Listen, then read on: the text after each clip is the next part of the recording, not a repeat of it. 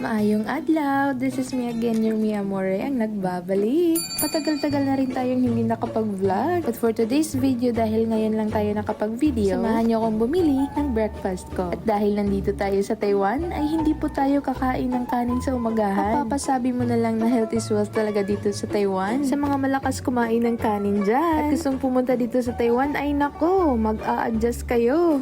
Pero alam niyo ba kung ano na-realize ko dito? Pwede palang kumain ng hindi masyadong magasto at sapat na sa katawan mo. Alam niyo bang ang nagpapabusog po talaga sa atin ay ang pagkain ng masustansyang pagkain? Katulad nito. Yes po, opo, hindi po necessary nakakain tayo ng kanin araw-araw sa umagahan. Isang mahalagang tips na po yan. Para mabawas-bawasan naman ang budget natin sa ating pagkain. At hindi lang po yan, at the same time ay magiging healthy po tayo, di ba? So hindi naman natin kailangan pabilugin pa ang ating mga tiyan para magkaroon ng lakas sa araw-araw. Kahit konti lang ang ating kakainin sa umagahan, ang importante ay kumpleto ito sa nutrisyon na kailangan ng ating mga katawan sa pang-araw-araw nating mga gawain. Hindi lang katawan natin ang lalakas, kundi ang savings din natin. Kaysa naman sa gumastos tayo ng marami, pero katawan naman natin ang mayayari. O diba?